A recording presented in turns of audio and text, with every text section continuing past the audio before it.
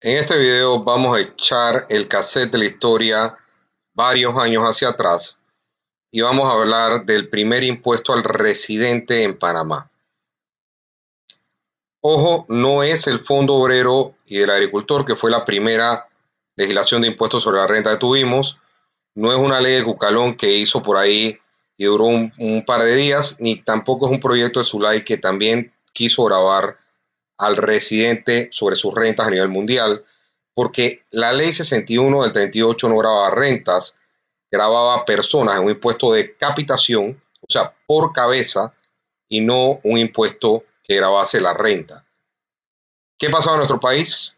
Ya habíamos tenido el Fondo Obrero unos años atrás que grababa la renta, nuestro primer experimento. Este señor, Samuel Augusto Boyd, era el presidente de nuestro país.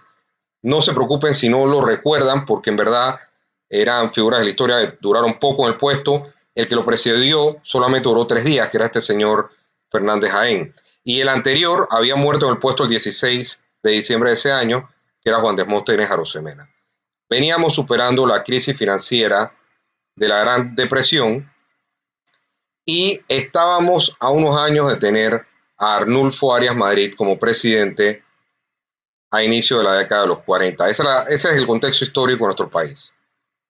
Como todo impuesto, este impuesto tenía que preguntar a quién graba, cuándo lo graba, dónde, en cuánto. Estas preguntas las respondía la ley de la siguiente forma.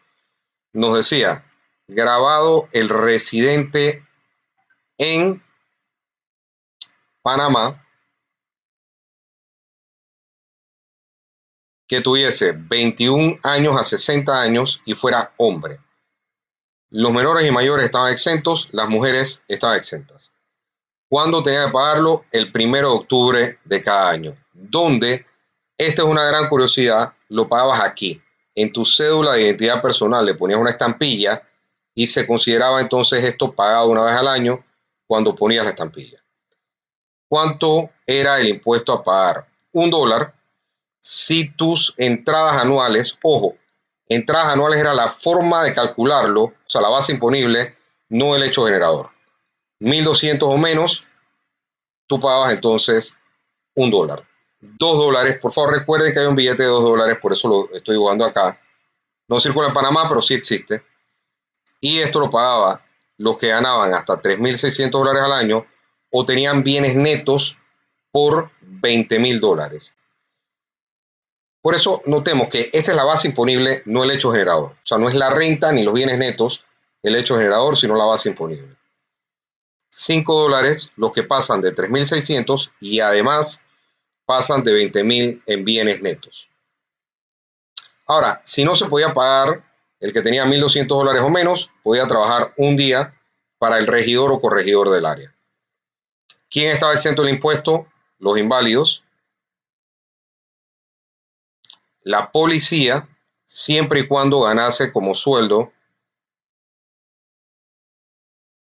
$65 o menos.